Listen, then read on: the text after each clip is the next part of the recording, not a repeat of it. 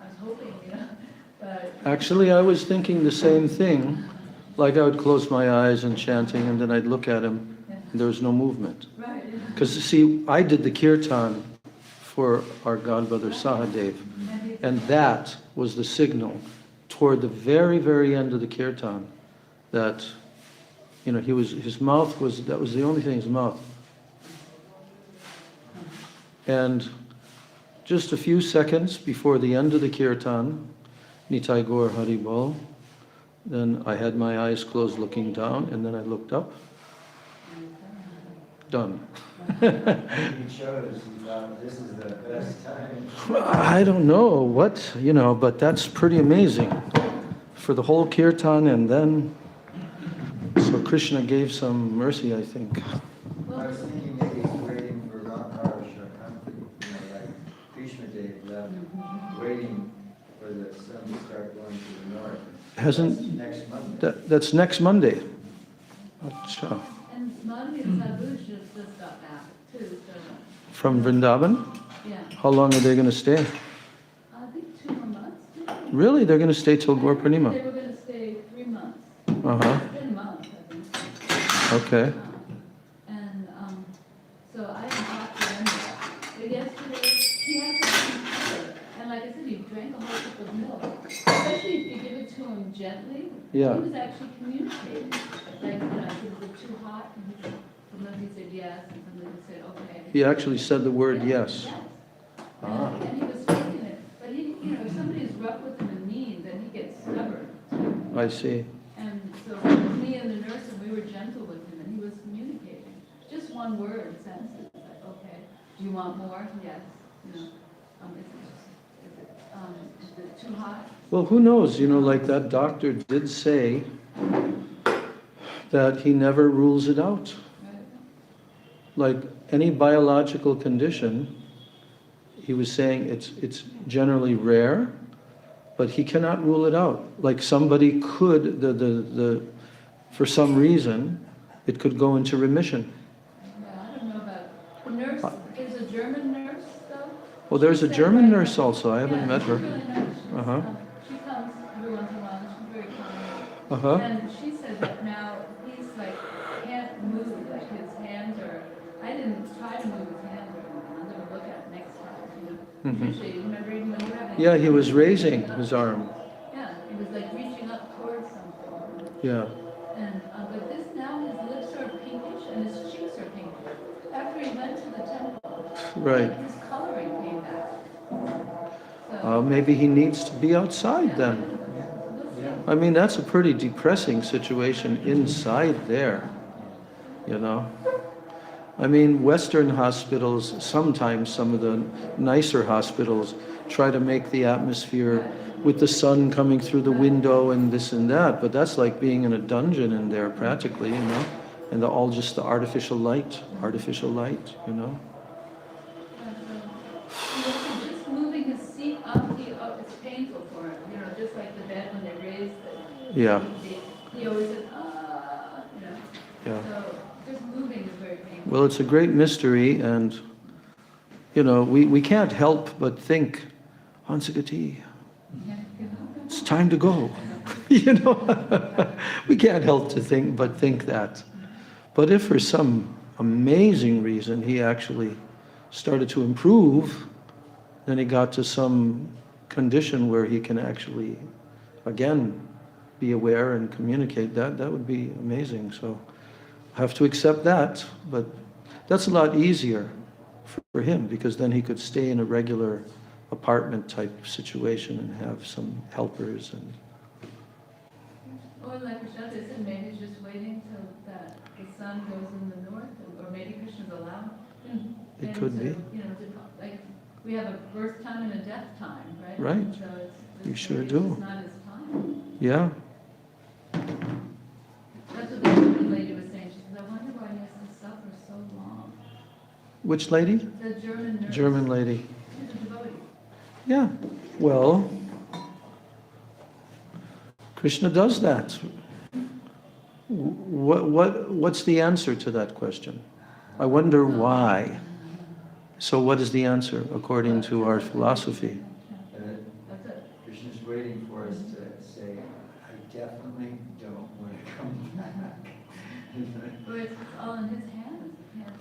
The thing is that we have to go through what our lot is. We have to suffer. Just like Prabhupada said at the end of that prayer, let me suffer the lot for which I am due, or something like that, he told, of the coming crores of the sojourn of my life.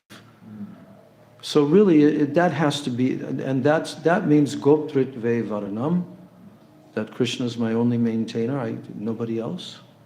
And Rakshishya Titi Vishvasa. So Krishna's bringing about, or giving an opportunity to bring about, in that devotee, a very special mood.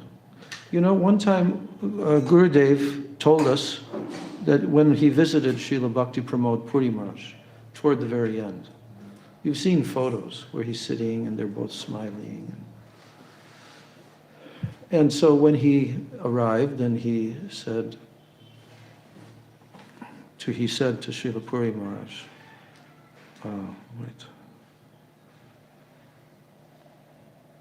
He was the last one to actually communicate. He was? He was the last one to communicate. He said he was like, he'd been in trance for days and days and exchange. Well, I don't know which time it was, which visit like that. I don't know. But Gurudev told us that when he came to see Srila Puri Maharaj, and he asked him, maybe this might have been after some longer period that he hadn't seen him. And he was asking him, how are you? How are you, Maharaj? And he just said, going on. He's almost 102 years of age. And then he said, this situation is a special rasa with Krishna. What he's being placed in. He said it's a special rasa with Krishna. So, of course, that's from the viewpoint of a very high-level Mahabhagavat, but really, it's for any devotee who's in that kind of a situation, we have to surrender. You cannot fail to surrender in that condition. You have to. You have to surrender. And when you surrender, then there's actually a relief from the external, experiences of our senses. There's some relief is when surrender takes place. And so that's why Srila Bhaktivinoda Thakur in our songbook, that song about Atma Nivedanam, and he's saying, oh my dear Lord, in your service, both enjoyment and suffering in your service are equally great riches, he said. Why? Because both destroy the very cause of our material existence, which is called avidya, ignorance. Both do that. Both have that effect in your service. So it's an amazing thing that devotee he is prepared to go to hell if he can continue to serve, So we have to try to comprehend. We've been through it, but that's not there in our current memory banks, but it's there very deep. And when we have to go into the womb the next time, that will make a very deep impression at the 7-month period, as we've read from Kapila Dev, that now the soul prays, I will serve you. Maybe we've done that, we don't know, but only Krishna knows. Krishna knows everything, and he knows exactly what we need. And that's the confidence that a devotee has to have in Sharanagati. Whatever Krishna wants, whatever situation he places me into, that is his mercy. Otherwise, that verse, Tattenu kampam susamikshamano, you know that verse? Tattenu kampam susamikshamano. Punjana evatma kritam vipakam. So that verse is the ultimate verse that is quoted by our acharyas all the time. Lord Brahma is praying this verse to Krishna. To that person, Prabhupada translates it in the Nectar of Devotion. To that person who accepts the result of his previous activities as the mercy of Krishna. And he goes on offering obeisances to the Lord with his body, mind, words, from the core of his heart. Then, Ridvag Purvir Vididan Namaste Jiveta Yo Muktipade Sadayabak.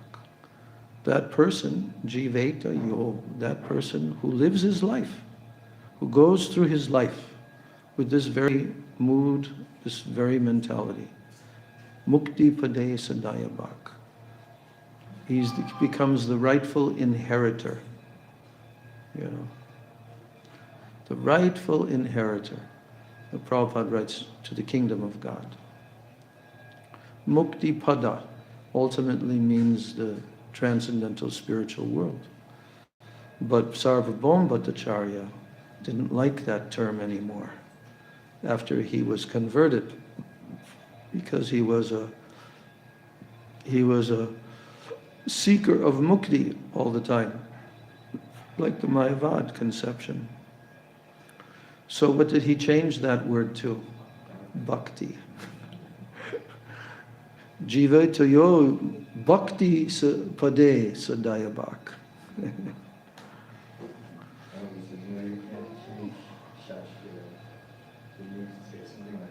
Yeah. Yeah. But he felt impelled that I have to. I can't even tolerate that word anymore. Well, I guess I better play this mridanga again. Oh God, this is going down again. Why is it going down? Why it goes down? Because of this one or what? Yes, this one. Okay, you have to loosen it first. Okay, now tighten it and make it very tight. Yeah, okay.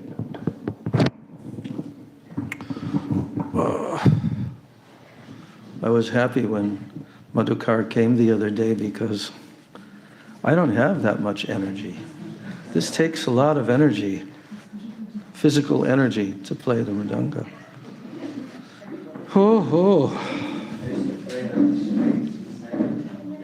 Yeah, we used to play it for hours when we were young. But my skin now is like paper. My game will be blood all over. Oh.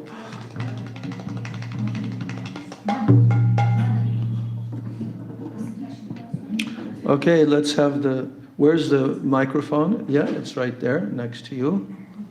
Is it turned on?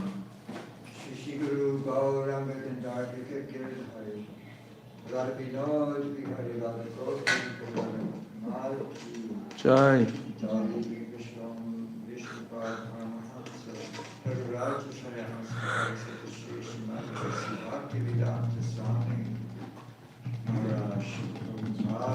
Jai.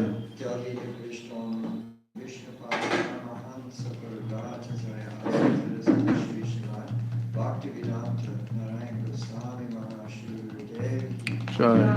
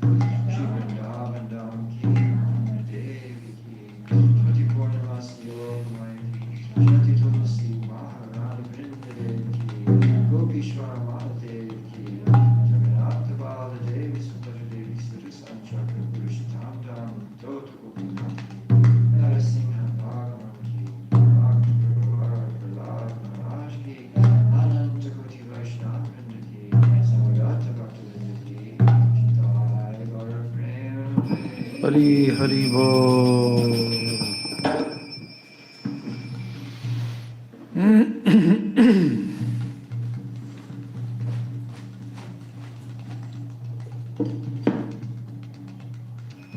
I think we can sing that song that I was mentioning. Yeah,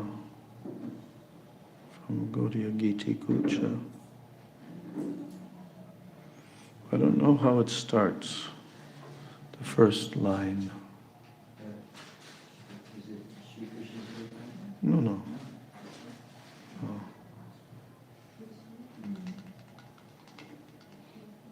Or that's a good song, actually. Sri Krishna Chaitanya Prabhu. Yeah, that's a good one. I haven't sung that over a long time. Sri Krishna Chaitanya Prabhu Doya Koro More by Narottam Das Thakur. Sri Krishna Chaitanya Prabhu. What?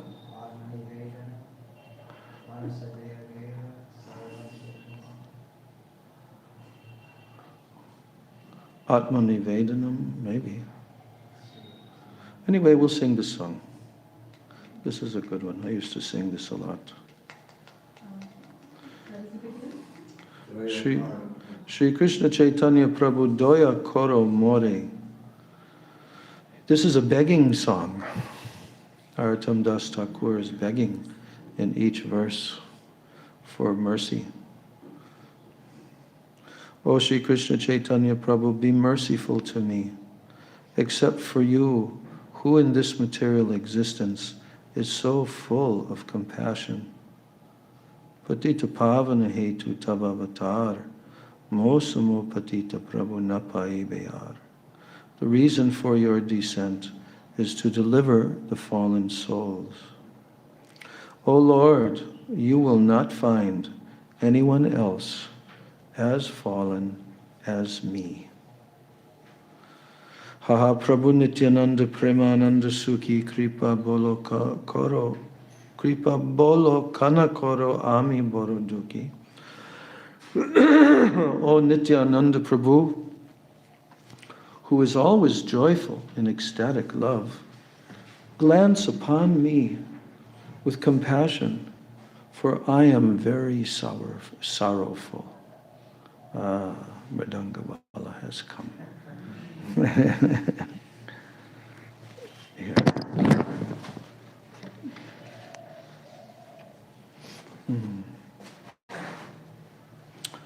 We're going to sing Sri Krishna Chaitanya Prabhu. Doya Koro Sitapati Advaita Gosai Tava Kripa Bole Pai Chaitanya Nitai. O Advaita Gosai, husband of Sita, be kind to me. By the power of your mercy, I can surely attain Sri Chaitanya Nitai. Aha Swarup Sanatan, Rupa Raghunath, Bhatta Juga Sri Jiva, Ha Prabhu Lokanath.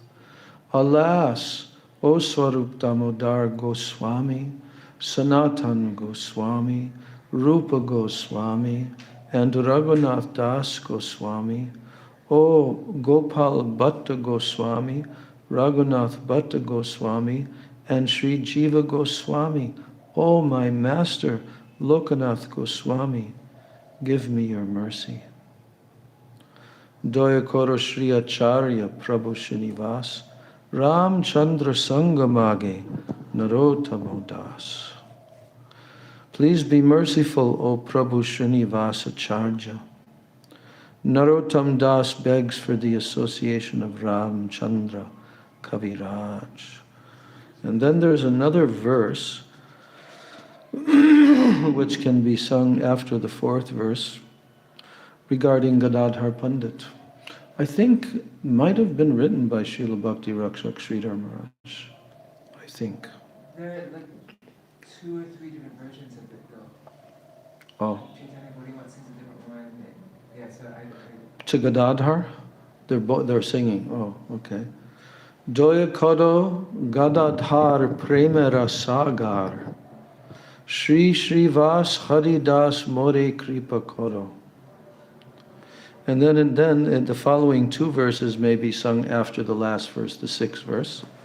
Doya Koro Prabhupada Shri Doyata Das Vaishnaver Kripa Mage E Adhamo Das. O Prabhupada, servant of the beloved of Sri Radha, please be merciful. This fallen servant begs for the kindness of the Vaishnavas. And Doya Koro Guru Dev Patita Pavan Shri Charane Seva Mage E Patita Jan. O Gurudev, Savior of the fallen, please be merciful. This fallen person begs for service to your lotus feet. So where did you find this when you included it in the book? That one. That one is the one that Uttam Prabhu would always sing. And so and then in the last songbook, I put two different versions. I put the one that they sing in Chaitanya Bodhima. So then I have two options. Okay. Okay. Shri Krishna Wait, I want to sing a minor tune. What's that minor tune?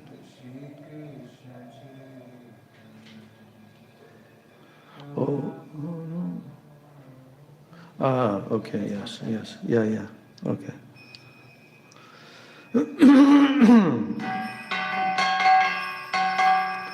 Shri Krishna Chaitanya Prabhu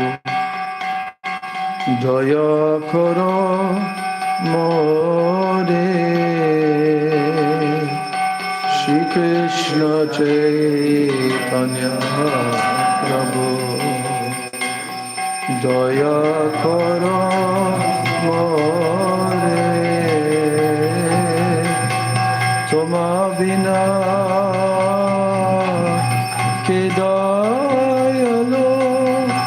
Jagata Samsare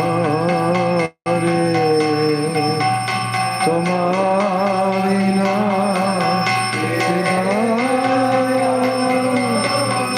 Jagata Samsare. Shri Krishna Chaitanya Prabhu Daya Karo More. Shri Krishna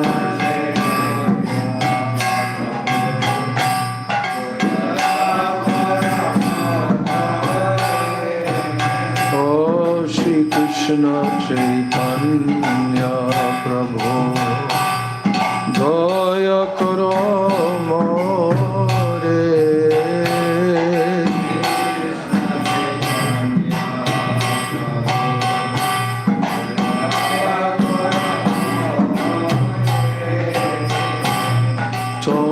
Bina ke dayalo jagat samsare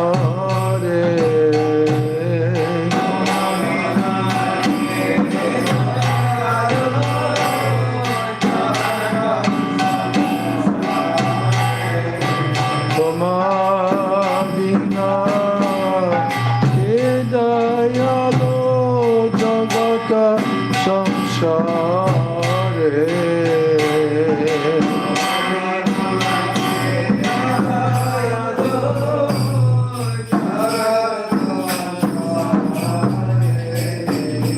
Oh, Patita Pavana Ritu Avayavatara Patita Pavana Ritu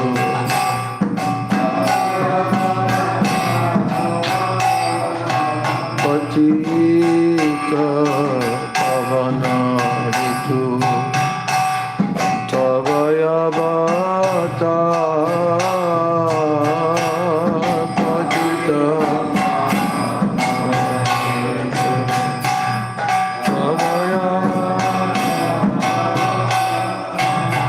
Mosama Patita Prabhu Na Pai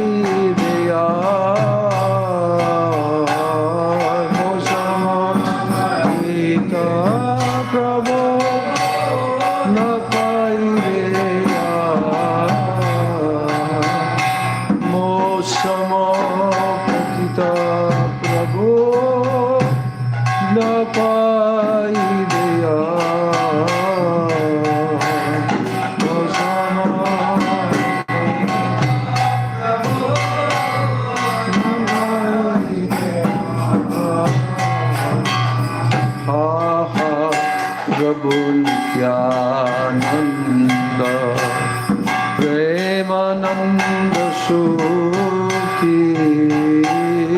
Mahaprabhu Premananda Mahaprabhu Nityananda Premananda Sukhi Mahaprabhu Nityananda Premananda Sukhi Kripa Balokana Karo Ami Baro Dukhi Kripa Balokana Karo Ami Baro Dukhi Kripa Balokana Karo Ami Baro Dukhi Kripa Balokana Karo Ami Baro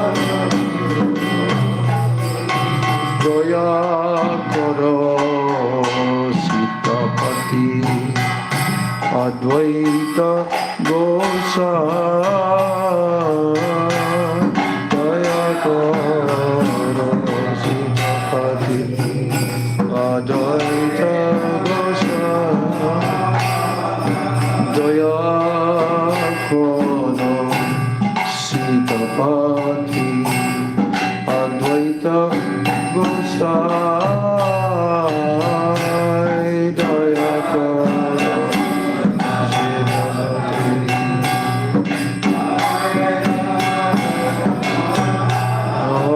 Tava kripa bole bhai Chaitanya Nitai Tava kripa bole bhai Chaitanya Nitai Tava kripa bole bhai Chaitanya Nitai Tava kripa bole bhai Chaitanya Nitai Ha ha swarup sanatana Rupa Raghunath Swarup sanatana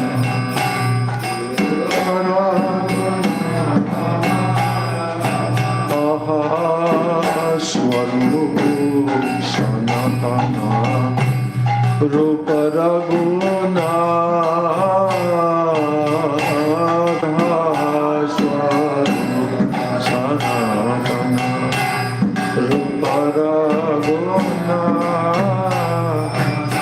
Bhatta Juga Shri Jiva Prabhu Lokana Bhatta Juga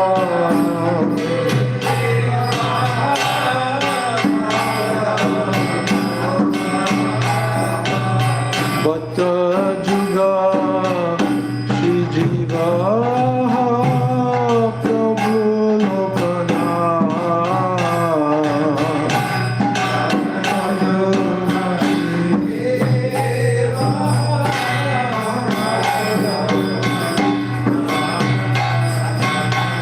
Doya Karo Shriya Charja Prabhu Srinivas Doya Karo Shriya Charja Prabhu Srinivas Oh Doya Karo Shriya Charja Prabhu Srinivas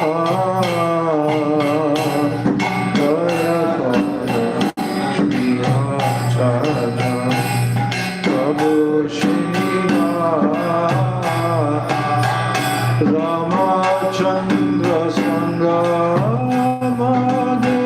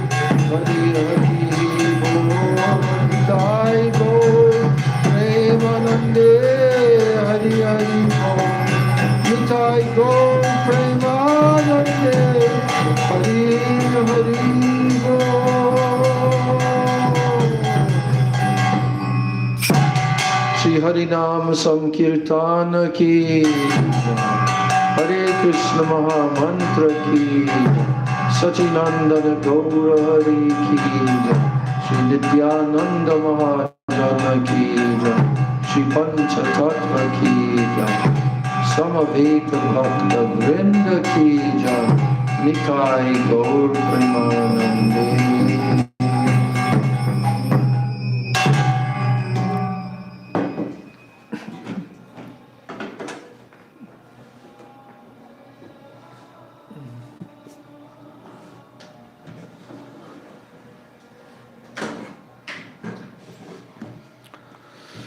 Om Ajnana-timirandasya Jnananjana-shalakaya Chakshurunmilitam yena Tasmai Shri Gurave Namah Mukam Karoti Vachalam Pangum Langayate Girim Yat Kripa Tamaham Vande Shri Gurun Dinataranam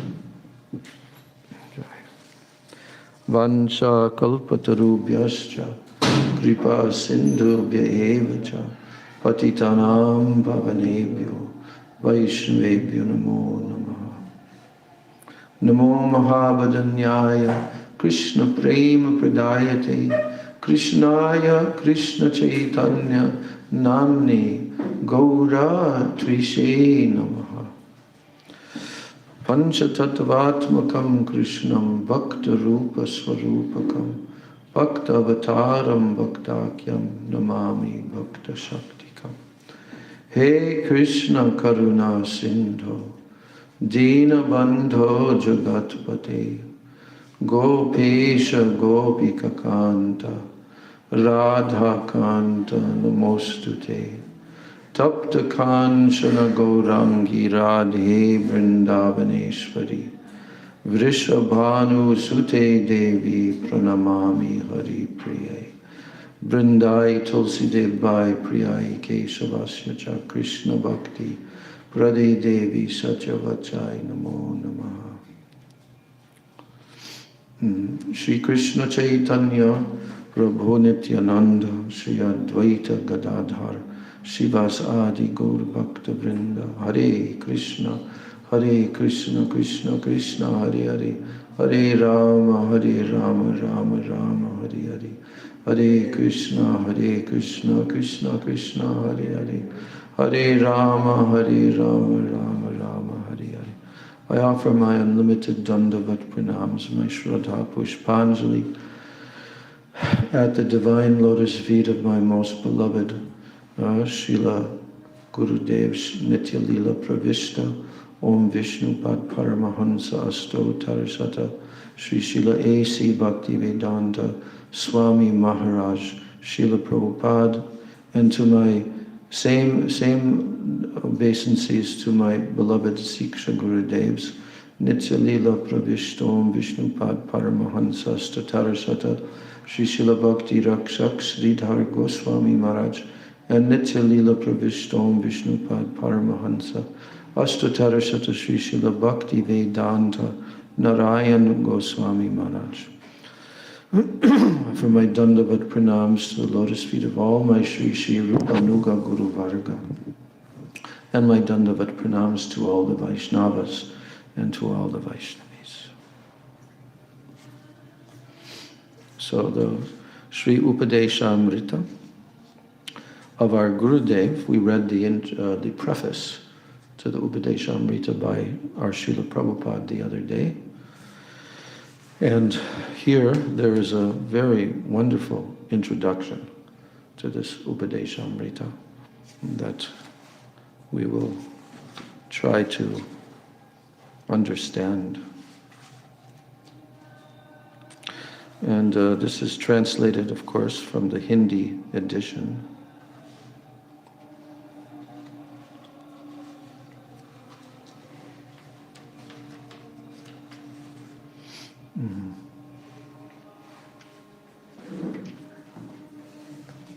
So this is our Gurudev's introduction. He says that Sri Upadesamrita is highly revered in the Sri Gaudiya Vaishnava Sampradaya. This is the line of disciplic succession. Resplendent with the inner sentiment and the outer complexion of Srimati Radhika. Sri Chaitanya Mahaprabhu is the inaugurator of the congregational chanting of Sri Krishna's holy names, Sri Nam Sankirtan. And he is the bestower of that most elevated, radiant divine love for Sri Krishna that had never been given before. So for the benefit of all living beings, Srila Rupa Goswami churned the ocean of Sriman Mahaprabhu's instructions and extracted the essence in the form of Sri Upadesamrita. The instructions given in this book are indispensable for practitioners, sadhaks of the devotional path, bhakti. Without following these instructions, entering the realm of pure devotion, and especially following the intricate and the elevated path of spontaneous devotion, raganuga bhakti, is not only difficult, but impossible without following these instructions. You cannot even enter. Now we learn from the diary of Govinda Das, the personal servant of the Prem Avatar, Sri Chaitanya Mahaprabhu, that prior to returning to his eternal unmanifest pastimes, Mahaprabhu remained constantly overwhelmed in a highly inflamed, that means sudipta, highly inflamed mood of vipralamba, divine separation. At that time, Mahaprabhu's two intimate eternal servants, Sri Sarup Damodar and Sri Rai Ramananda, they would try to pacify him by singing verses that were relevant to his mood. And on one occasion, Mahaprabhu was sitting with his devotees on the shore of the ocean, engaged in hearing narrations concerning Krishna, Krishna Katha.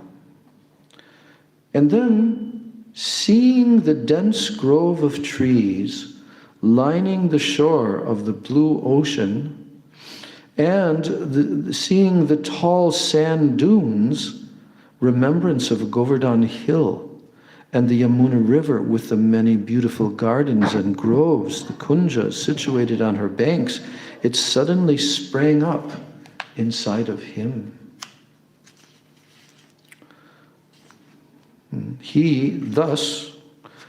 Then he began bitterly weeping in separation from Krishna.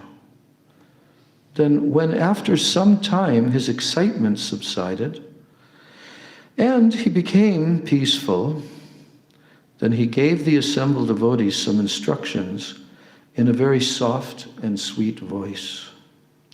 These instructions comprise the verses of Sri Upadesamrita.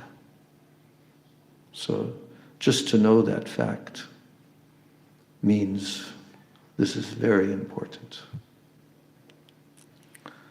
So from the very beginning, it is compulsory for sadhaks who are desirous of entering the realm of bhakti to renounce activities that are unfavorable for progress in spiritual life.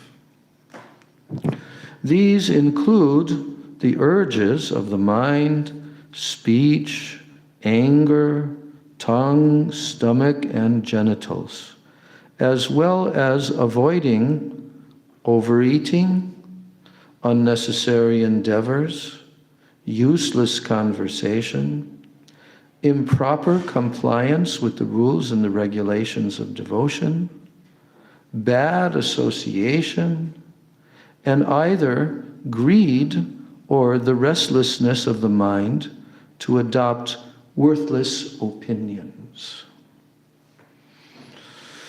Simultaneously, it is imperative to adopt those things that nourish one's bhakti. such as enthusiasm, determination, patience, the good behavior associated with bhakti, and the ideals for devotional life that have been established by pure devotees. So after progressing somewhat, one should engage in the 6 kinds of devotee association and give appropriate respect to the 3 levels of Vaishnavas and serve them accordingly. So when is this to be done? After progressing somewhat by following that. Now comes giving proper respect to the Vaishnavas and also serving them accordingly to their level. Finally, while residing either physically or mentally in Braj and following in the footsteps of devotees who possess deep love for Krishna and who are adept at relishing the devotional mellows of Braj, Vraj Ras, one should constantly engage his tongue and his mind in chanting and remembering Sri Krishna's names, his Nam, Rupa, Guna, and Leelas. That means his name, form, qualities, and pastimes. One should constantly engage his tongue and mind in chanting and remembering Sri Krishna's Nam, Rupa, Guna, and Leelas. And just as Srimati Radhika is the most dear to Krishna, similarly her pond, her kunda, is also the most dear to him. And therefore practitioners of bhakti must certainly take shelter of the embodiment of the ultimate devotional ecstasy, Mahabhav, Srimati Radhika, and her pond, Sri Radha Kunda. Who must do this? Practitioners of bhakti must certainly take shelter of the embodiment of the ultimate devotional ecstasy, Mahabhav, Srimati Radhika, and her pond, Sri Radha Kunda. So Sri Chaitanya Mahaprabhu completely preserved this topmost essence of all instructions within the verses of Sri Upadesamrita. You see, so that's Srila Gurudev's summary of this entire Upadesamrita he touched upon. Now, what he does in the remainder of the introduction is he gives a short sketch of the author, Srila Rupa Goswami, the commentator, Radharaman Das Goswami, the commentator and author of the Piyusha Varshini Vritti commentary, that is Srila Sachidananda Bhakti Vinod Thakur, and then finally the author of the Anuvritti commentary, Srila Bhakti Siddhanta Saraswati Goswami Prabhupada. So these are short, we're going to read them so that we can meditate on these personalities while we hear their elucidations and instructions. So the first section is the eminently glorious author of Sri Upadesamrita, none other than who? Who? Sri Rupa. Yes. Everyone say all together. Sri Rupa Goswami. So here now Gurudev is asking, who does not know the author of Sri Upadesamrita, Sri Rupa Goswami?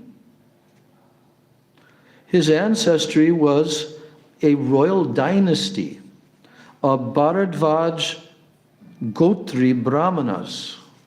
From where, do you know? Karnataka, South India, who were particularly knowledgeable in the, which Veda? Yajur Veda.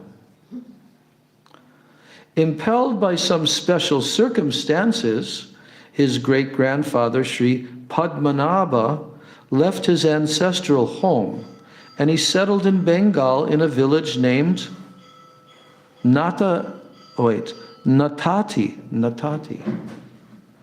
which is situated on the banks of the Bhagirathi River. Padmanabha's grandson, Sri Kumaradev, had 3 sons, Amar, Santosh, and Vallabha. Okay? Later they became famous as Sri Sanatana Goswami, Sri Rupa Goswami, and Sri Anupam. So what were their 3 names? Amar, Santosh, and Vallabha. So Vallabha, it's pretty easy for us to know that that was Sri Anupam. But Rupa and Sanatan, which one was which? Amar and Santosh. Amar is Rupa and Santosh is Sanatan? Huh? Amar is what? Rupa and Santosh is Sanatan? I think so, yeah. Yeah. Now later they became famous as Sri Sanatana Goswami, Sri Rupa Goswami, and Sri Anupam. Impressed with their extraordinary scholarship, their qualifications, and their virtuous conduct, the Muslim ruler of Bengal at that time, Hussein Shah, gave Rupa and Sanatan the titles Sakar Malik and Dabir Khas. And he made them his prime ministers and his personal secretary. But after some time, they came into contact with the savior of Kali Yuga, Sri Chaitanya Mahaprabhu. Then, renouncing their colossal wealth and all their worldly relationships, they became distinguished ascetics, fully dedicating themselves to serving the internal desire of Sri Radha Krishna. And on the order of Mahaprabhu, they restored the forgotten holy places of Braj Mandala. They re-established the proper methods for deity worship. They composed authoritative scriptures on bhakti, and they established the codes of good conduct for devotional life. Again, manifesting the famous Sri Govindaji deity in Vrindavan, constructing a massive, beautiful temple, and establishing an opulent standard of worship for the deity. This is all accredited to Sri Rupa Goswami alone, no one else. He appeared in the year 1489.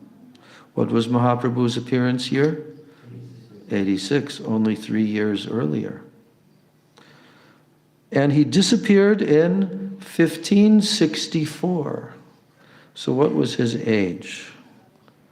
89, so that's 11 plus 64, 60. Yeah, 75. In Sri Jiva Goswami's Laghu Vaishnav Toshani commentary on Srimad Bhagavatam, we find the following authoritative list of the literatures that he composed. So here's Jiva Goswami telling us the list of literatures composed by Rupa Goswami. Sri Hansadutta, Sri Uddhav Sandesh, Sri Krishna Janma Titi Vidhi, Sri Brihat Krishna Ganodesh Deepika, Sri Laghu Krishna Ganodesh Deepika, Sri Stavamala, Sri Vidagdha Madhava Nataka, Sri Lalita Madhava Nataka, Sri Dan Keli Komudi, Bhakti Rasamrita Sindhu, Ujjvala Nilamani, Sri Prayuktakya Prayuktakya Chandrika. I haven't heard that one before. Prayuktakya Chandrika. Sri Mathura Mahatmya, Sri Padyavali, Sri Natak Chandrika, Sri Lagu Bhagavatamrita, Sri Samanya Virudavali Lakshana, and Sri Upadesamrita. 18 literatures. You know, it's also told in, I think it's the beginning of Madhya Lila. Srila Krishnadas Kaviraj is telling how many shlokas were composed by the different, you remember? So Srila Rupa Goswami composed 100 slokas, 100,000. You know how many shlokas were composed by Jiva Goswami? Is it 400,000? Yes.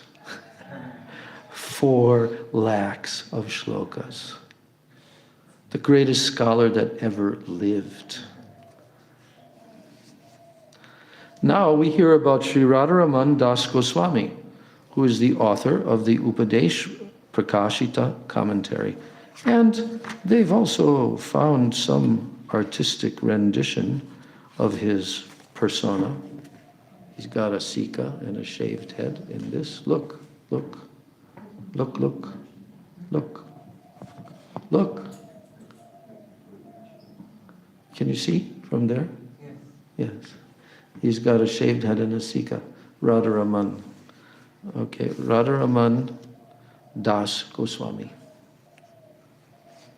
This is the lineage of the deity of the servants of the deity of Sri Radharaman, whom Gaurangi Didi is sewing clothing for at the very present time. Wow. Did you know that?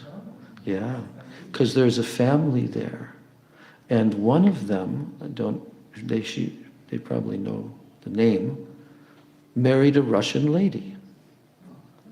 And each one of the, Goswami family members, they get an opportunity about once a year. And I think it's for 7 days.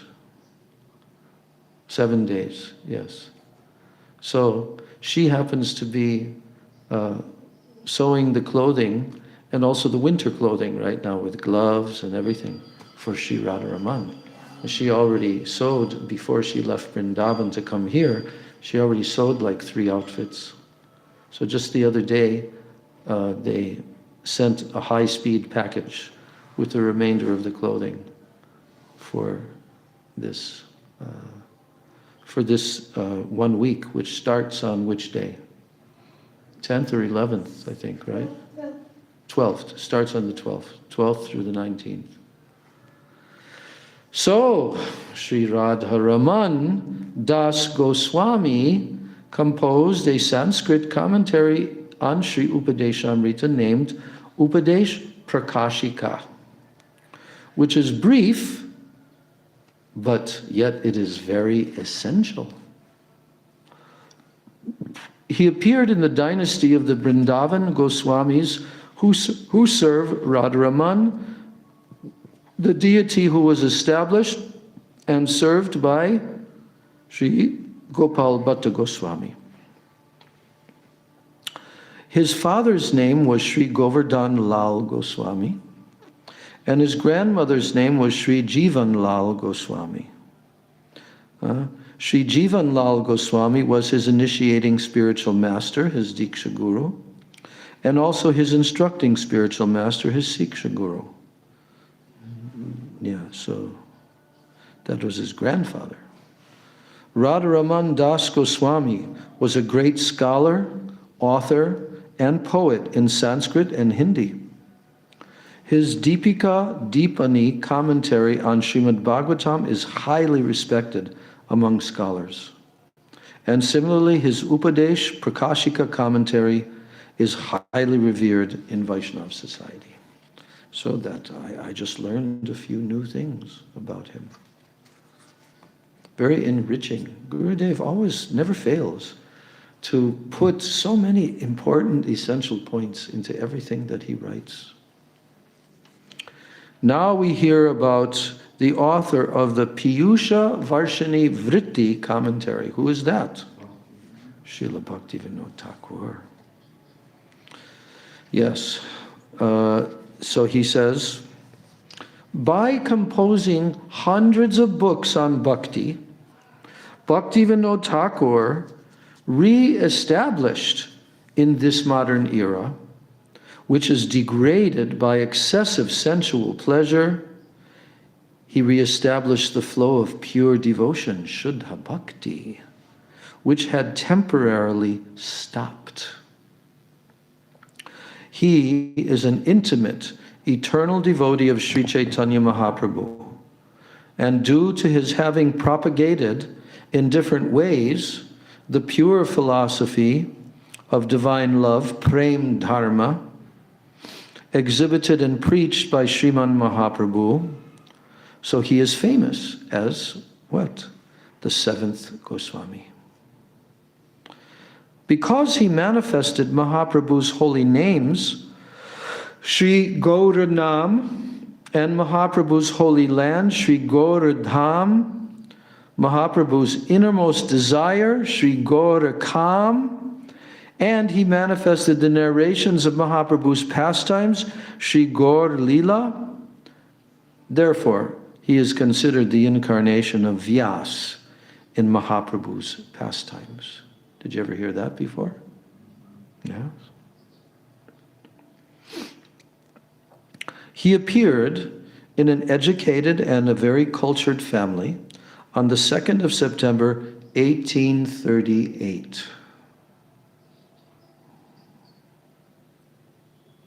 So in 2038, it will be the 200th year anniversary, right?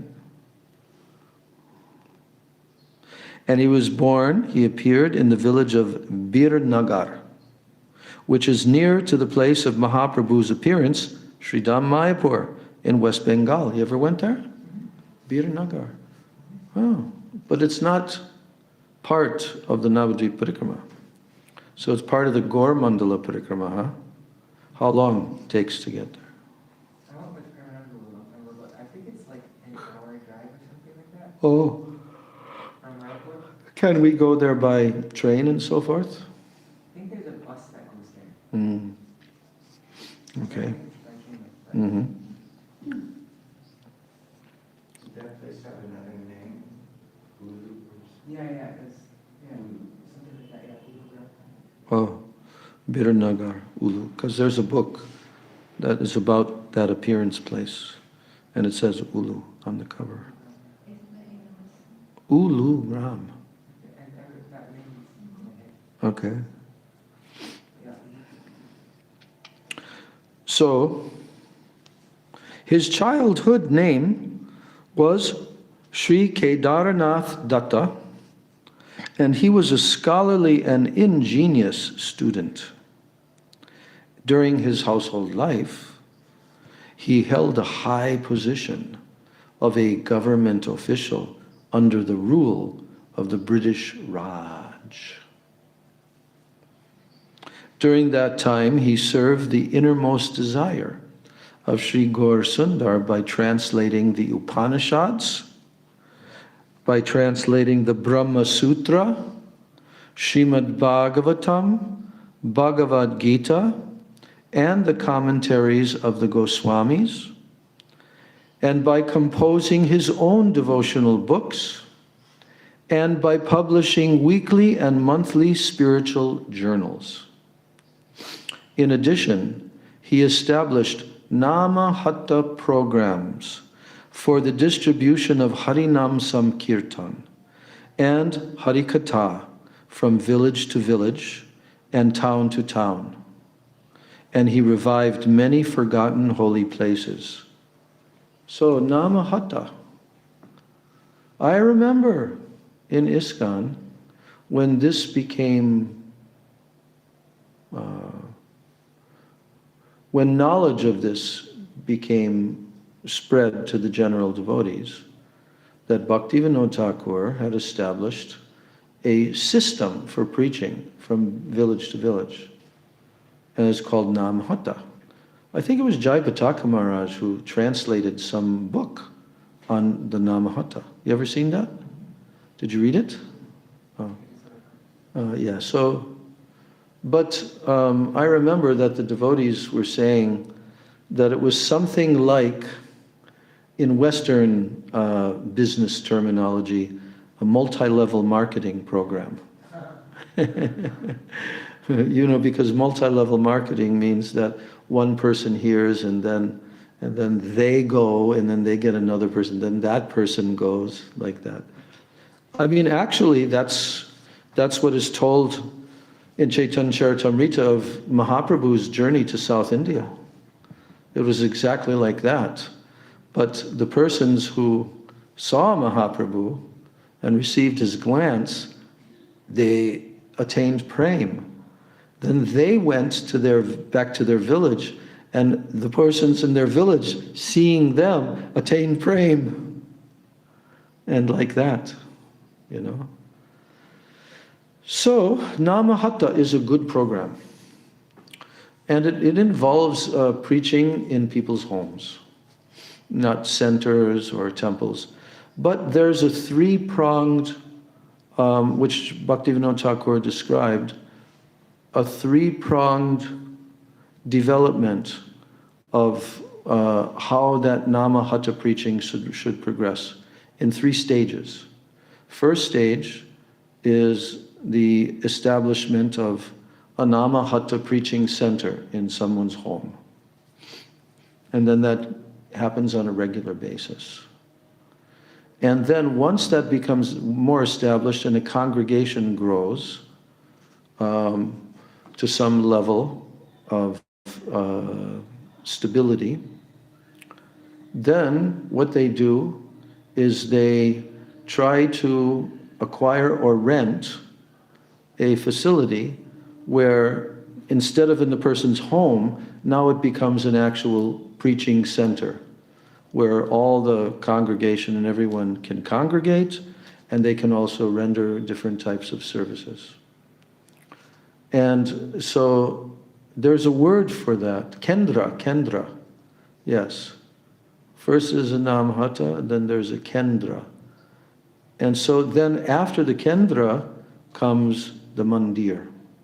And the mandir must be a place which was purchased, not rented, and established in such a way that it can be a permanent facility where deities can be installed and the congregation can regularly come there on a daily basis. So, you ever heard that before? Yeah. Okay, so, yes, so in addition, he established Namahatta programs for the distribution of Harinam Sankirtan and Harikatha from village to village and town to town. And he revived many forgotten holy places. Now, in the end, he renounced the world, his wealth and family, and he took up permanent residence. Where?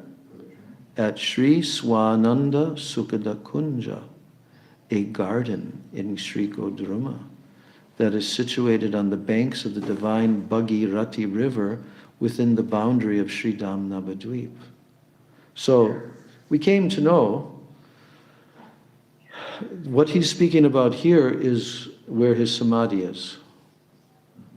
But the place that now has the temple built there, where Avadut Maharaj is presiding as the manager, and Tridani Maharaj is living there now. So that place, Surabhi Kunj, was where he lived with his family for quite a few years. And from there, he used to go by that little train track back and forth to, I think, to Krishnanagar, where he was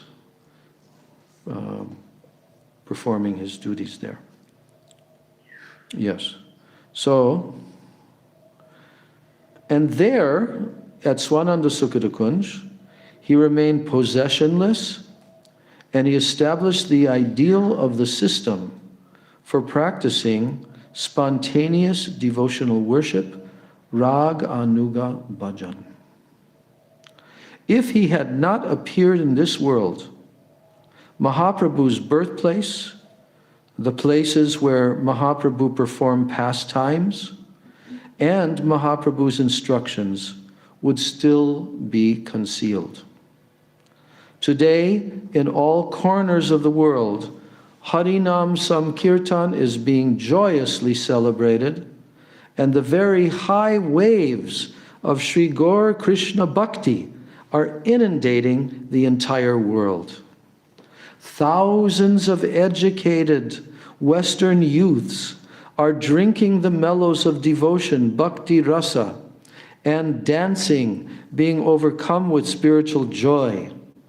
It is none other than Bhaktivinoda Thakur who again inaugurated this flow of bhakti. Srila Bhaktivinoda Thakur ki. And finally, he composed approximately 100 books in Sanskrit, Bengali, Hindi, English, Oriya, and other languages. The names of a few of them are as follows. Commentaries on ancient scriptures, such as the Brahma Sutra, Bhagavad Gita, some of the Upanishads, Srimad Bhagavatam, and Sri Chaitanya Charitamrita. And his own compositions, such as Jaiva Dharma, Sri Chaitanya Sikshamrita, Sri Chaitanya Mahaprabhur Siksha, Datta Kaustuba, Sri Krishna Samhita, Tattva Viveka, Sri Bhajan Rahasya, Tattva Viveka, that one that you downloaded. Sri Bhajan Rahasya, Das Mul Siksha, Sharanagati, Gita Mala, Kalyana Kalpataru, Harinam Chintamani, Prema Pradeep, and Sri Chaitanya Mahaprabhu, his life and precepts. He disappeared from this world on the 23rd of June, 1914. So to complete this introduction, now he gives us the short sketch of Srila Prabhupada Bhaktisiddhanta Saraswati Goswami Prabhupada, who is the author of the Anuvritti commentary. So in this Sri Upadesamrita that was published by our Gurudev, how many commentaries are there? 3. Gurudev doesn't have one. No. He's given a couple of notes only. Yeah. So these are the 3 personalities we just heard. Now we're hearing about Bhaktisiddhanta Saraswati. So, Sri Srimad Bhaktisiddhanta Saraswati Goswami Prabhupada appeared in Jagannath Puri on Friday, 3rd February, 1874. The day of Krishna Panchami in the month of Magh. His father and his Siksha Guru was the famous eternal devotee of Sriman Mahaprabhu Sri Bhaktivinoda Thakur. His childhood name was Sri Vimala Prasad. From childhood he was an extraordinary scholar, endowed with transcendental genius and righteous in his conduct. At the age of 15, due to his expertise in all branches of knowledge, the community of elevated Vaishnavas of that time adorned him with the title, what? Yes, Sri Siddhanta Saraswati. At the age of what? 15 years old. Which means, the title means, he who personifies the wisdom of all established truths. Siddhanta Saraswati. In 1918, he accepted the renounced order sannyas, and he became known as Paribrajakacharya Sri Bhakti Siddhanta Saraswati. His Diksha Guru was who?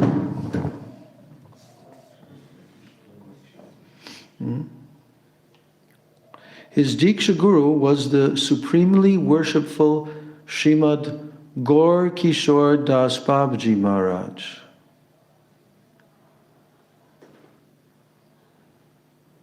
Was that his Diksha Guru?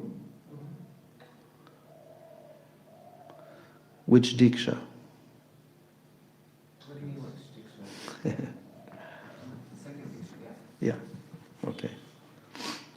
So, Although he got Purnamantra from Srila Bhaktivinoda. what? Although he got Purnamantra. Yes. In Sriman Mahaprabhu's birthplace of Sridham Mayapur, he established his original monastery, his original mutt, the Sri Chaitanya Mutt. Akramat Raj, Sri Chaitanya Mutt. We say that every day. The original mutt. Then he went on to establish approximately 64 mutts in Bengal, Bihar, Orissa, Madras, Mumbai, Delhi, Uttar Pradesh, and throughout the whole of India, as well as in Western and Eastern countries. In these, he taught educated and cultured youths the prema moyi, the saturated with divine love instructions, prema moyi instructions of Sriman Mahaprabhu, attracting them by his heart-touching instructions and his ideal devotional character. He initiated them into the renounced order, Tridanda Sannyas, and sent them to preach both domestically and internationally. And he inspired them to publish spiritual journals in various languages. He also established the Vaishnava system of occupational duties, known as Daivi Varnashram.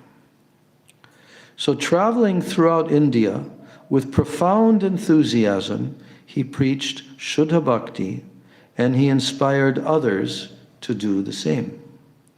And by publishing his own devotional books and his periodicals, as well as the Upanishad, Puranas, Brahma Sutra, Srimad Bhagavatam, Bhagavad Gita, the books of the Goswamis, and the authoritative books of the four Sampradayas, he further expanded the enormous storehouse of Sri Gaudiya devotional literatures.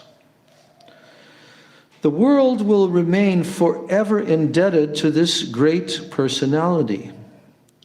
My supremely worshipful Sri Gurudev, the crest jewel of topmost swan-like Paramahansa Vaishnavas, Sri Srimad Bhakti Pragyan Keshav Goswami Maharaj, is his devoted disciple, a guardian of the Sri Gaudiya Sampradaya and founding preceptor, Acharya of the Gaudiya Vedanta Samiti, and all the mutts throughout India under its jurisdiction.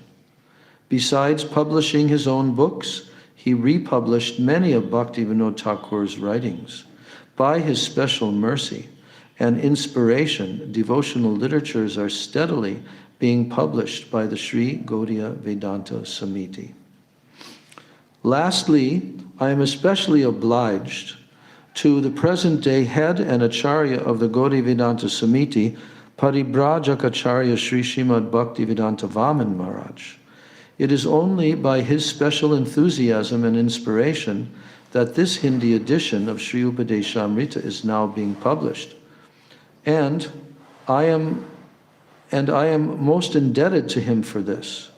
So may he kindly deliver this edition into the lotus hands of our revered Sri Gurudev and thus fulfill his innermost desire. This is my fervent prayer at his respected feet. This was written in 1984. Yeah. At Keshavji Gaudiya Mutt.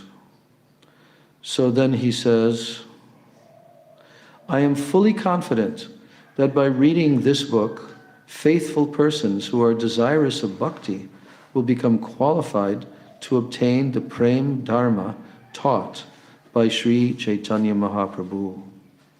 And I am confident that venerable devotees will be greatly delighted. May Sri Guru Gauranga Radha Vinod Bihari Ji bestow their plentiful, merciful blessings upon us. At their lotus feet I offer this humble prayer from Srila Raghunath Das Goswami Sri Mukta Charitra, his concluding prayers. This is the first prayer. Adadanas Trinandantair idam yache punah punaha Srimad Rupa Padam Boja Dulishyam Janma Janmani. Clasping a straw between my teeth. Repeatedly, I beg to obtain the dust of Srila Rupa Goswami's lotus feet, birth after birth. So that ends his introduction as a servant of the Vaishnavas, Tridandi Bhikshu, Sri Bhaktivedanta Narayan. And this was on the holy Akshaya Tritiya day in 1984.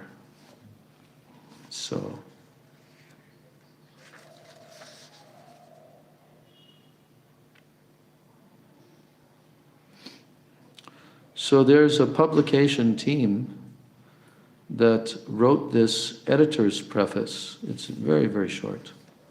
They wrote this on the 3rd of September in 2018 on Krishna Janmashtami. Were you part of that? Yeah, it was Sanatan by Jantimala. Uh-huh. Sanatan translated that in half the book. Right. So they're telling here. Probably by Jantimala, but she usually does that. Okay.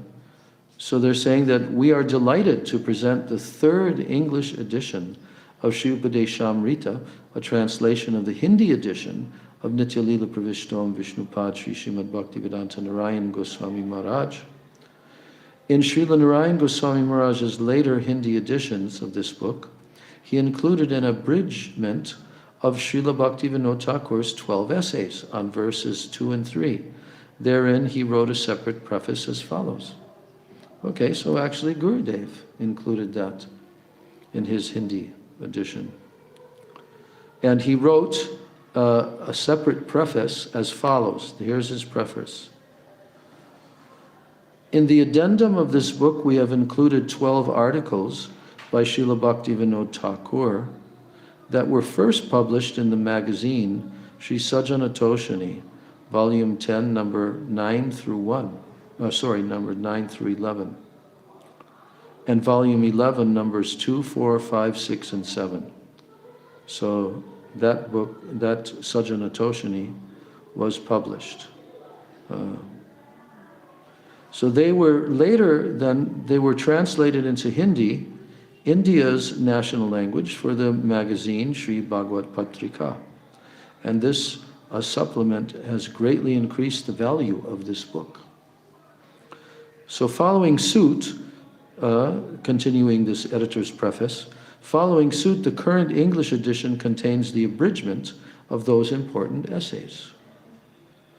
The word-for-word synonyms for the verses of Sri Upadesamrita are presented in Anvai format, meaning the natural order of the words in an English sentence. And the Sanskrit word Anvai literally means the natural order or the connection of words in a sentence. We pray that Sri Gurudev, Srila Bhaktivinoda Thakur, Srila Rupa Goswami, and the authors of the commentaries within are pleased with this presentation. We beg the respected reader to please forgive us for any errors. And then they just have the personalities who were doing the translating for the Upadesamrita, as well as the translating of the verses 2 and 3, those articles written by. So that was the translation. Radha Govinda Das, who's that? It's devotee in Vrindavan, who has glasses, he has a wife and a son, Indian. He's really nice. He's Gurudev's. I don't think he's Buddhist. He's kind of like Lavanga Ambarish. He's kind of like what? Oh, yeah. Oh, okay. Like he's fully obsessed with Gurudev, but Gurudev is everything, but he didn't have that opportunity. As far as I know. And the editors were Sanatan Das and Vaijanti Mala Dasi. And the proofreading was Madhukar Das and Sulata Dasi. Yes. And guess who was the proofreader on the book Sri Upadesamrita? Rishabh Dev Das and Shanti Dasi. And also Prem Vilas was the translator of that. You know, he came to my door, this Karti. Did you meet him? Prem Vilas. I hadn't seen him for years. He came with his new wife, and I don't remember if he had one of the kids or something, but he came to my door because he knew that I stayed there.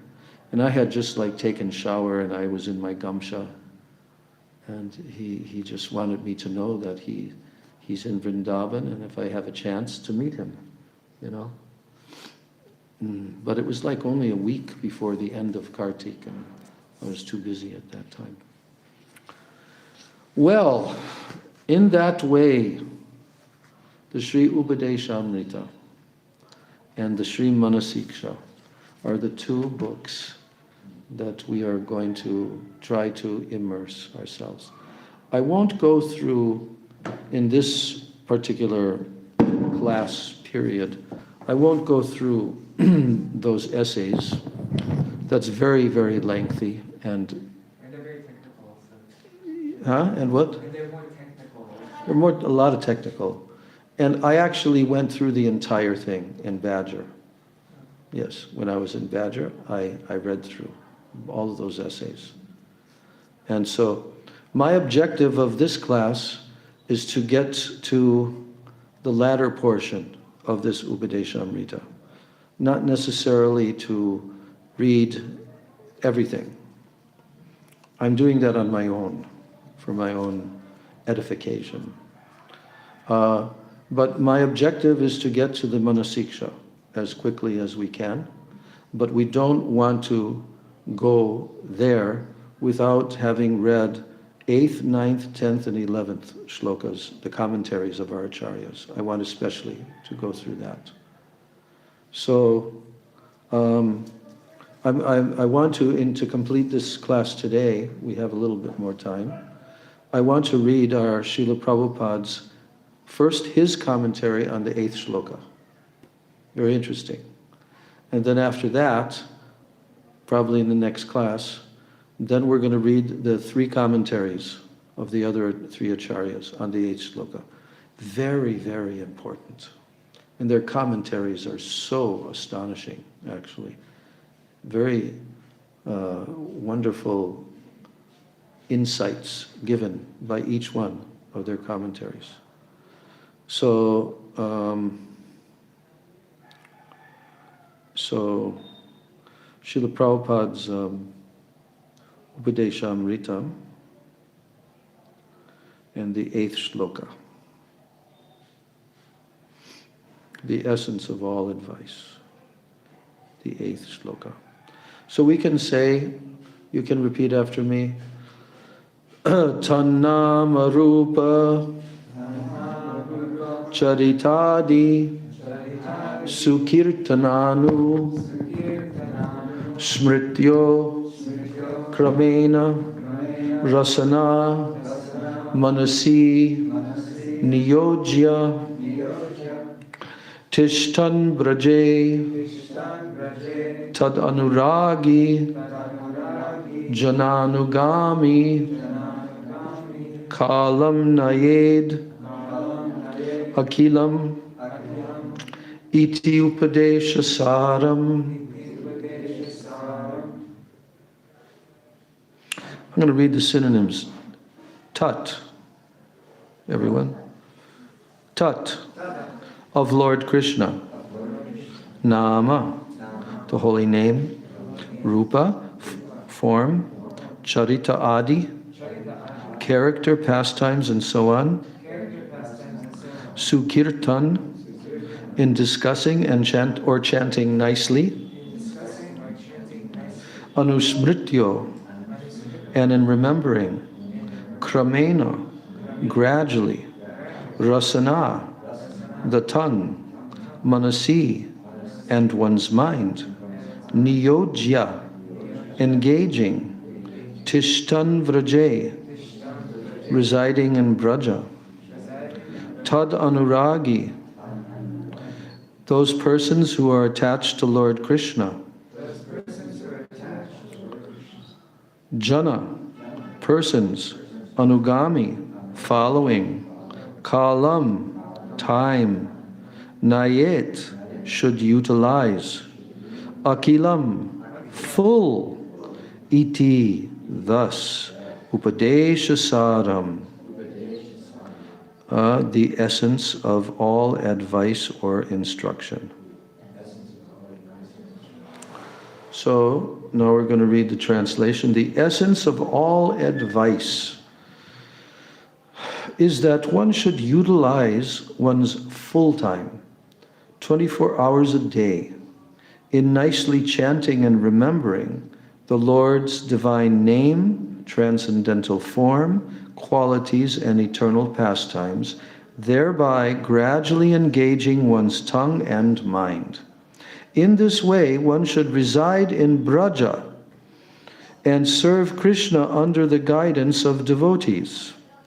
One should follow in the footsteps of the Lord's beloved devotees who are deeply attached to his devotional service. Can I repeat? The essence of all advice is that one should utilize one's full time, 24 hours a day, in nicely chanting and remembering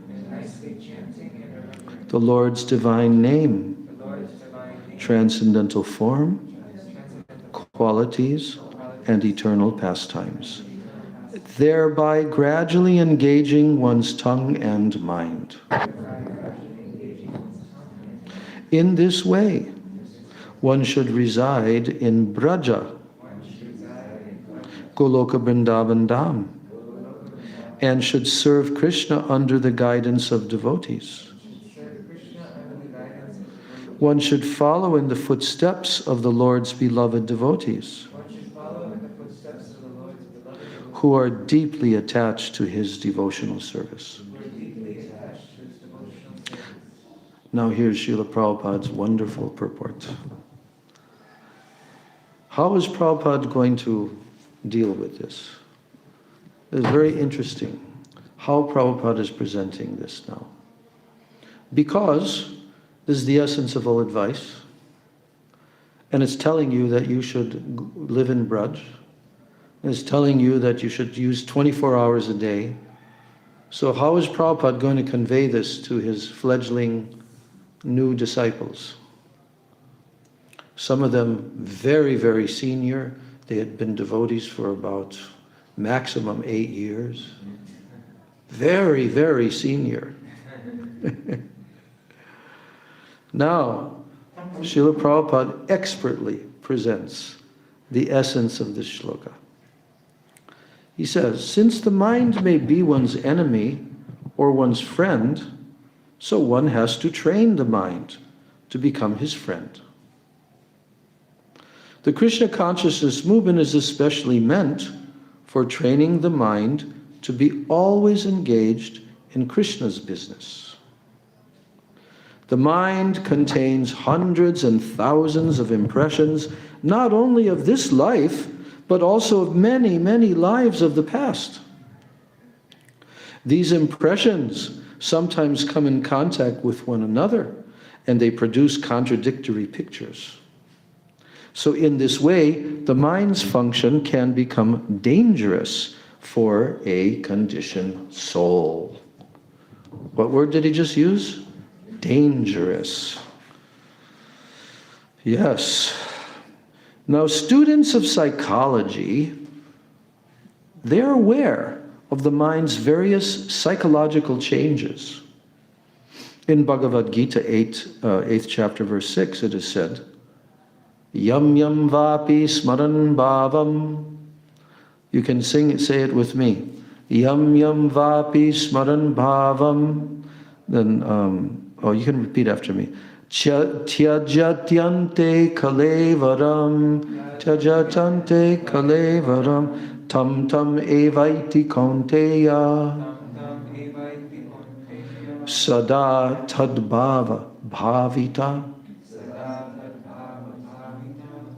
So, what is this verse telling those who kind of know this verse? Yam yam vapi, smaran bhavam. The devotees who memorized this shloka, they know it as the yum yum shloka. Very tasteful.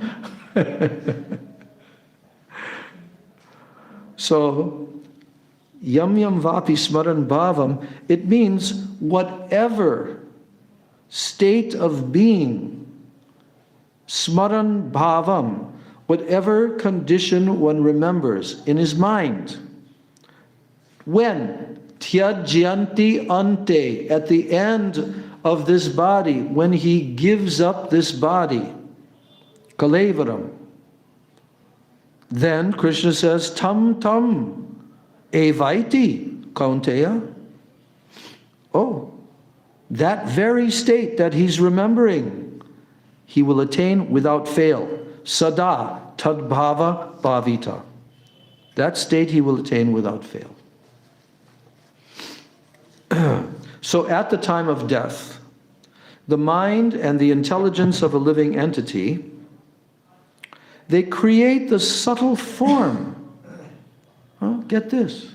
The mind and the intelligence of the living entity at the end, at the time of death, the mind and the intelligence of a living entity create the subtle form of a certain type of body for the next life. If the mind suddenly thinks of something not very congenial, then one has to take a corresponding birth in the next life. This is a pretty strict rule of the laws of nature. Now, on the other hand, if one can think of Krishna at the time of death, he can be transferred to the spiritual world, Goloka Vrindavan. This process of transmigration is very subtle. And therefore, Srila Rupa Goswami advises the devotees to train their minds in order that they will be unable to remember anything other than Krishna. You get that? Unable. And similarly, the tongue should be trained to speak only of Krishna and to taste only Krishna Prasad. So Srila Rupa Goswami further advises Tishtan Braje, that one should live in Vrindavan or in any part of Braj Bhumi. Braj Bhumi, or the land of Vrindavan, is supposed to be 84 krosas in area. 1 krosa equals 2 square miles. So when one makes Vrindavan his residence, then he should take shelter of an advanced devotee there. So 84 krosas is how many miles? 168. Yes, 168 miles. That's Braj Mandala, square miles. Pretty big. 168 miles is not small area. How did Krishna go to all the far-reaching areas with all of his cows and cowherd boys? And how could he do that? That's a long distance. Braj means to move, right? And everything's expanding and you say attracting or whatever. So sometimes a short distance can be a long distance, and a long distance can be a short distance. It's just like that. Yeah. I also heard the example of a lotus flower. How the petals come out and then they go back in. So anywhere in Braj can be accessible in a single moment. Yeah, for Krishna's pastimes. Now, Prabhupada says something extremely important that a lot of devotees don't get it. When one makes Vrindavan his residence, he should take shelter of an advanced devotee there. Does this not authorize the taking shelter, as we have done over all these decades and many other devotees have done, of devotees that don't happen to be in the same institution. No. They're advanced devotees. So, Prabhupada says, in this way, one should always think of Krishna and his pastimes. This is further elucidated by Srila Rupa Goswami in his Bhakti-rasamrita Sindhu, in the section where he begins to speak about Rag Anuga Bhakti. It has 294. So here's the verse. Krishnam smaran janam chasya preshtam nija samihitam tat tat kata rataschaso kuryadvasam braje sada. So Prabhupada is actually quoting two very important verses about Rag Anuga Bhakti. And guess who said that Prabhupada never talked about Rag Anuga Bhakti? That was one of the things we were hearing when Srila Narayan Maharaj came to the West. We'd hear that from persons of that institution, and they would say, what is this? Rag Anuga Bhakti. Prabhupada never talked about Rag Anuga Bhakti. Really? He's quoting the two shlokas describing what is Rag Anuga Bhakti from Bhakti Rasamrita Sindhu here. It became so absurdly ridiculous at one point that I was traveling in the Philippines, and then some paper was written that was shown to me by the neophyte devotees there. And they were trying to object in Narayan Maharaj's presentation, and they were trying to cite different points wherein they say that he differs from Prabhupada. And you know what one of them was?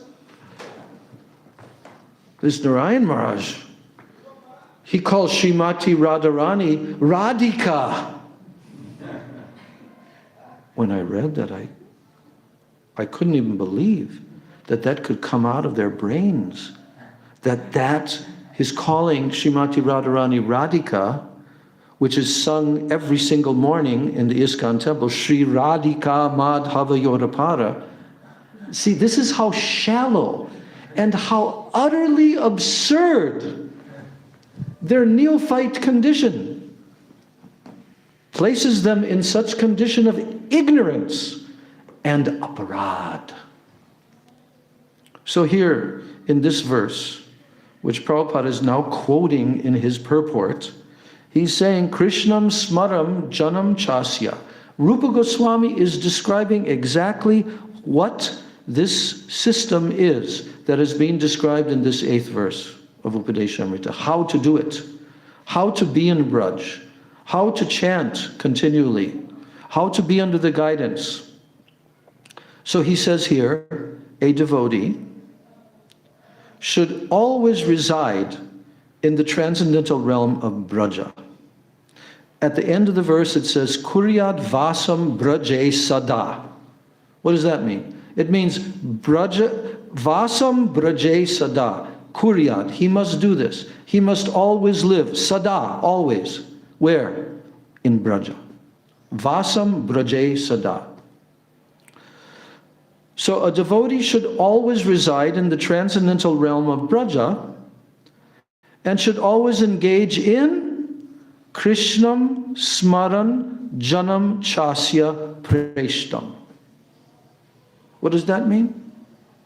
That means the remembrance of Sri Krishna and his beloved associates.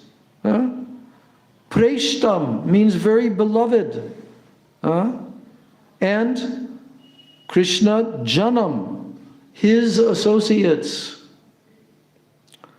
And then, by following in the footsteps of such associates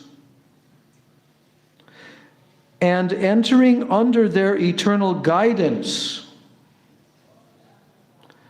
then one can acquire an intense desire to serve the Supreme Personality of Godhead. He says, tat tat kata ratash chaso. One should constantly associate with them. And constantly remember, by hearing kata about them, remember who? Krishna and his eternal associates in Braja. And then by following in the footsteps of such associates, which means what? Rag Anuga Bhakti. That's what this verse is about. Rupa Goswami is giving, this is one of the definition verses of Rag Anuga Bhakti.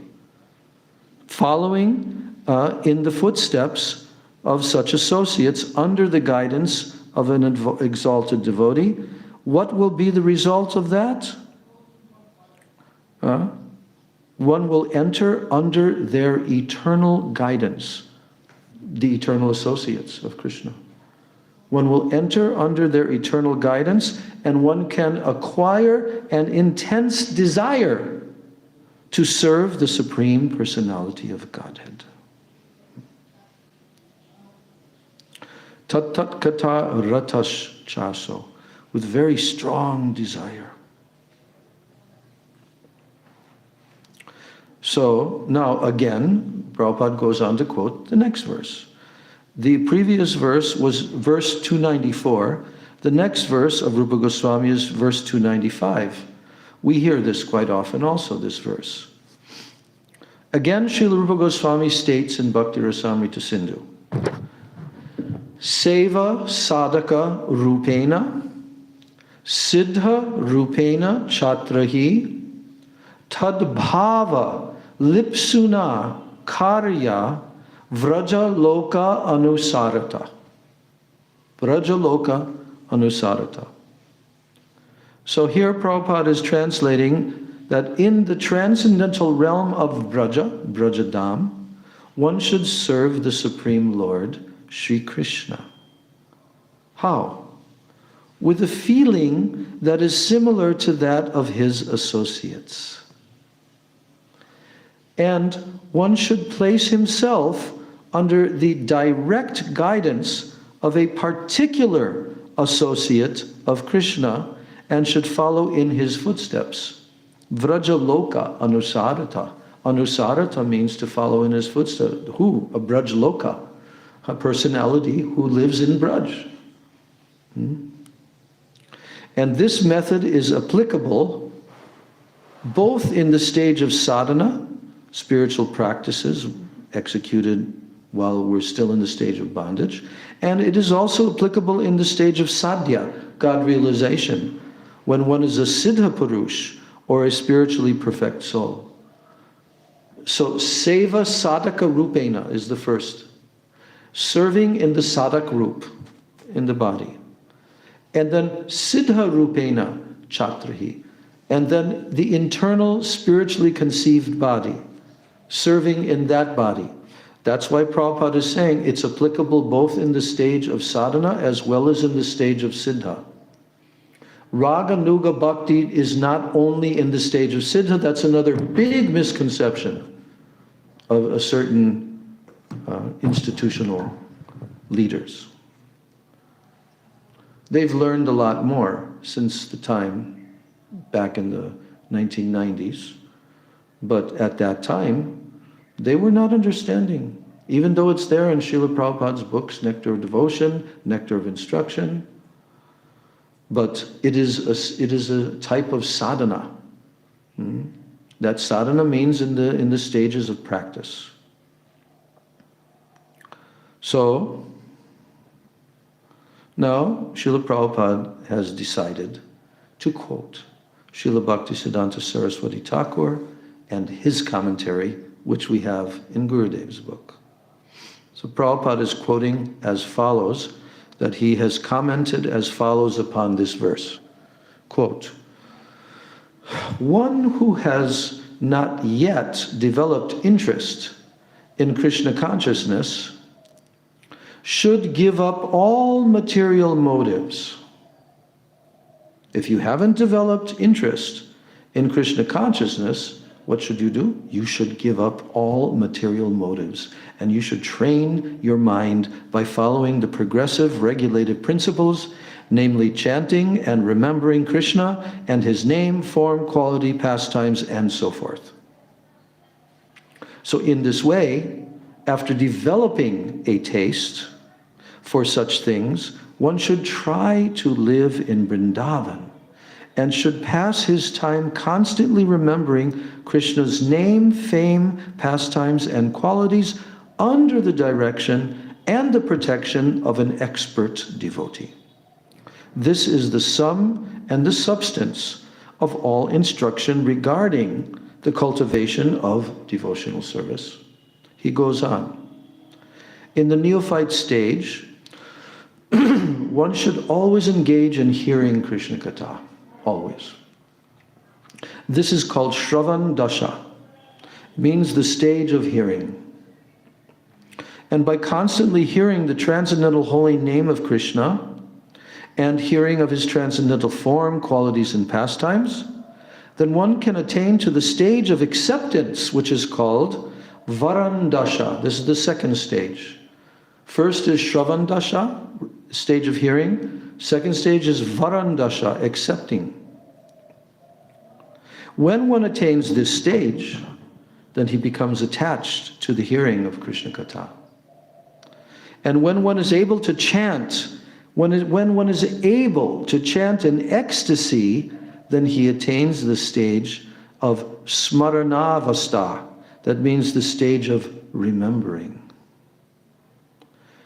Then there are 5 items in this stage of remembering, which is called progressive Krishna Smaran. Progressively remembering Krishna, there are 5 stages. The first stage is recollection. Then absorption.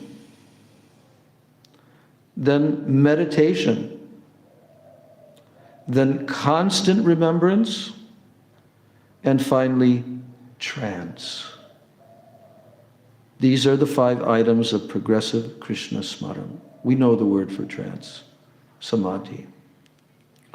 So at first, remembrance of Krishna may be interrupted at intervals.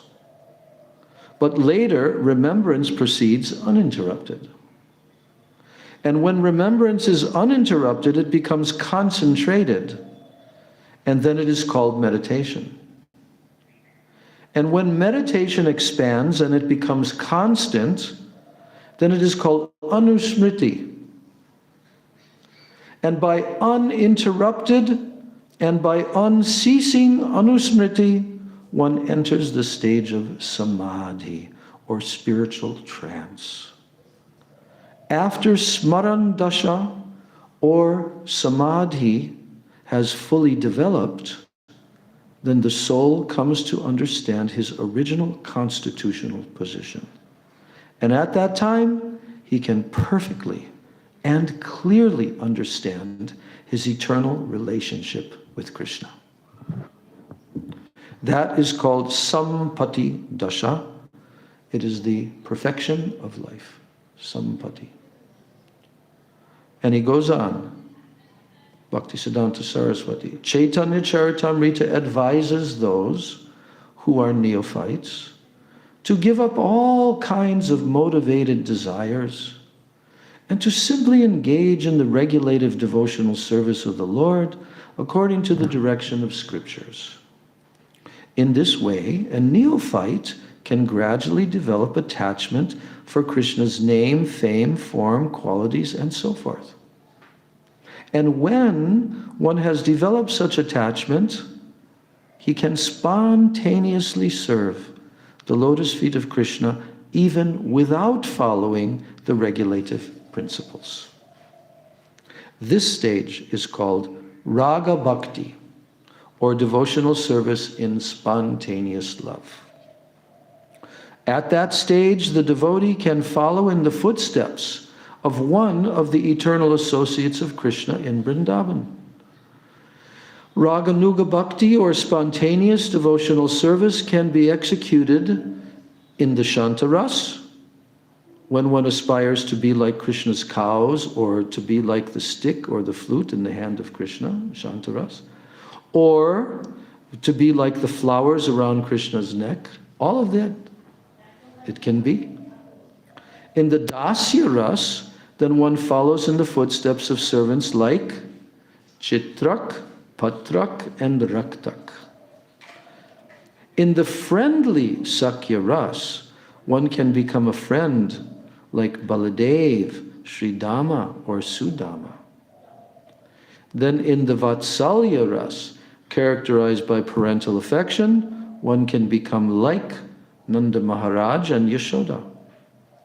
And in the Madhurya Rasa, characterized by conjugal love, one can become like Srimati Radharani or her lady friends such as Lalita and her serving maids, Manjaris, like Rupa and Rati.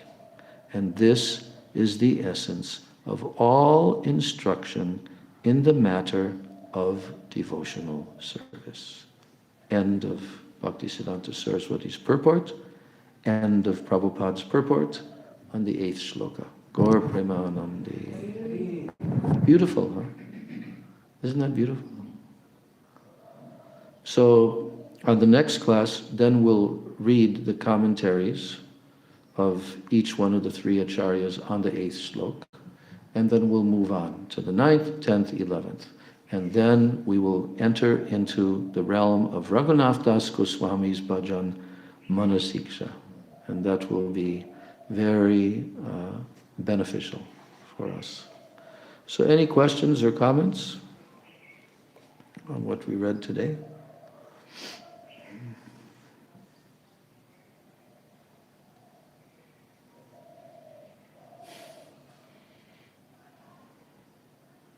Okay.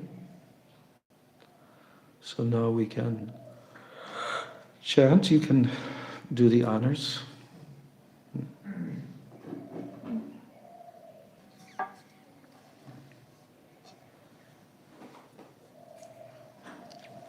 Just Mahamantra.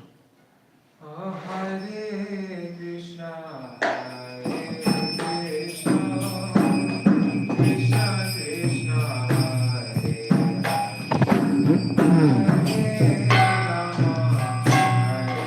Rama, Rama Rama, Hare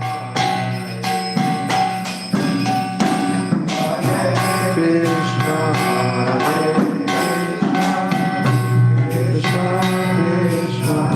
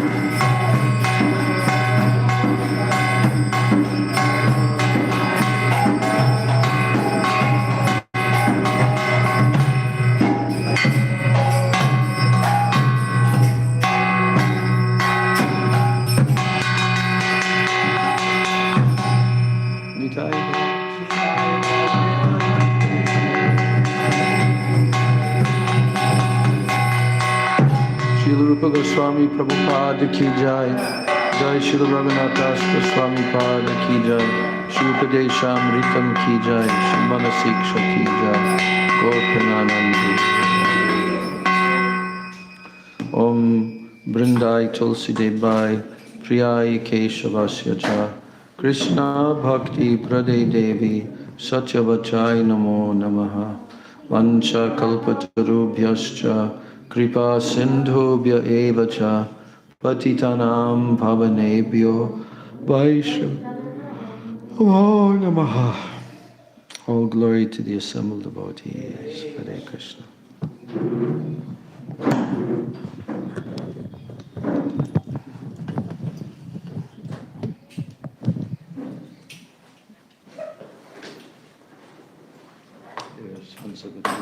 Garland.